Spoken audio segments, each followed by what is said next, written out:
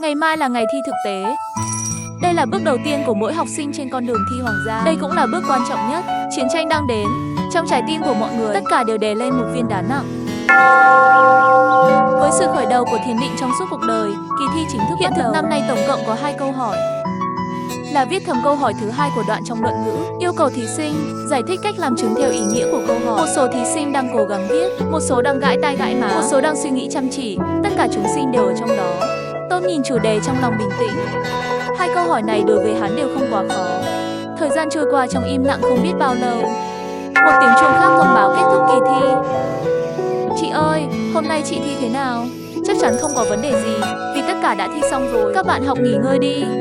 Mấy ngày nay để chuẩn bị cho kỳ thi, các cậu cũng đủ mệt rồi. Kết quả kiểu trẻ con sau 3 ngày nữa. 3 ngày này đối với hầu hết các thí sinh, đó là sự đau khổ khi ngồi yên. Tiểu sư đệ không căng thẳng sao? Ngày mai sẽ phát hành bảng xếp hạng. Bài viết đã được giao rồi. Là tốt hay xấu giám khảo tự do phán xét. Những gì chúng ta có thể làm bây giờ không phải là căng thẳng, mà là chuẩn bị cho kỳ thi tiếp theo. Đúng rồi, anh chị, bạn có thấy câu hỏi của trẻ con khó không? Tất nhiên là khó, đặc biệt là bài kiểm tra đó. Lúc đó đầu óc tôi trống rỗng. Viết bừa một cái, cũng không biết viết có đúng không. Đó là bởi vì những cuốn sách chúng ta thường đọc không đủ. Nói là chưa đủ sâu. Nhìn xuống chỉ khó hơn thực tế. Nếu chúng ta hài lòng với điều này, vậy thì con đường này cũng coi như đi đến cuối rồi. Cuối cùng cũng đến ngày phát hành bảng xếp hạng của trời vẫn còn sáng. Trên đường phố trước cổng trường đã bị bao vây rồi. Tôi trúng rồi, mặc dù là thứ 3 từ dưới lên, nhưng tôi trúng rồi. Ha ha ha. Xong rồi lại không trúng danh sách. Đây là lần thứ 3 rồi. Tôi không còn mặt mũi để về gặp bố mẹ nữa. Nhìn xem, Chu Bình thứ 80. Ha ha ha. Tôi cũng trúng rồi. Tôi cũng trúng. Số 76 Triệu Văn Hạo Hà. Tôi cũng trúng từ Huyên thiếu gia. Bạn cũng trúng danh sách. Hóa ra là số 23. Thật tuyệt vời. Ông nội hẳn là rất vui mừng. Không phải tắp đầu. Có vẻ như lần này lại thua người Tôm.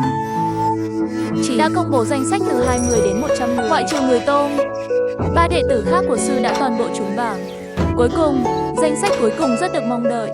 Được 2 người đưa ra ngoài, chỉ thấy vị trí dễ thấy nhất ở đầu danh sách. Ấn tượng viết nhân Tôm hàng đầu là nhân Tôm. Đặt tay là Tôm sư đệ nhỏ của chúng ta. Ha ha ha, chúng ta trong chuột xuất hiện thủ phạm rồi. Tôm nào? Sao tôi chưa từng nghe qua? Mấy ngày trước, trong thư viện Thanh Khê, Tôm bị các quý ông cướp là hắn. Một người xuất thân từ trường tư ở nông thôn thật là tay xấu. Lúc đó nghi ngờ sốc.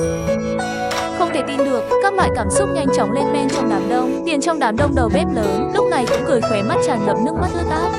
Được rồi. Xem danh sách đầu bếp lớn Tiền, nhất thời không nói được lời nào. Bao nhiêu năm rồi, trường tư thục nông thôn ít được biết đến này của anh ấy. Cuối cùng cũng có một vụ án thực tế. Âm thầm làm việc 10 mấy năm tâm huyết và kỳ vọng, cuối cùng cũng không thấy vào lúc này.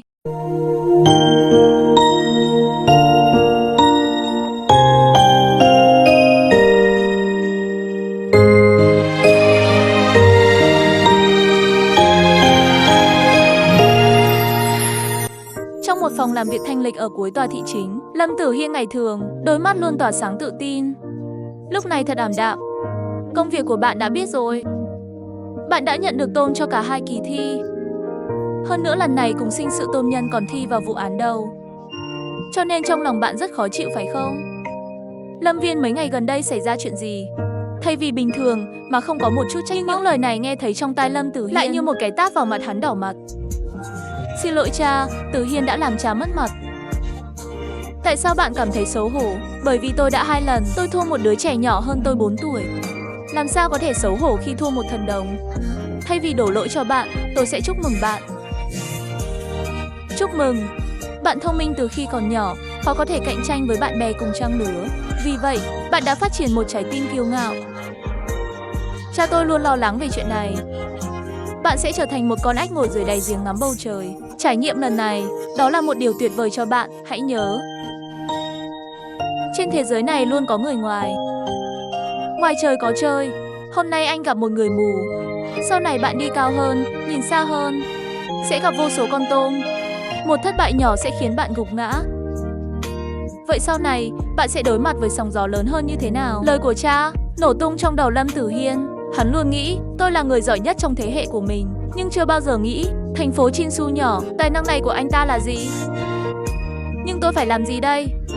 Ua Phu nghe nói về con tôm đó, không chỉ tài năng mà còn rất cởi mở. Ông ấy thắng bài kiểm tra, nhưng anh không làm anh xấu hổ. thay vào đó cho bạn xuống cầu thang. Người như vậy, chẳng lẽ không đáng để bạn kết bạn sao? Phải, nhưng lại kết bạn với anh ta. Thánh nhân mây ba người nhất định phải có sư phụ ta. Chọn người tốt mà theo, người không tốt thì thay đổi. Mỗi gia đình, trên người nhất định có rất nhiều chỗ đáng để bạn học tập.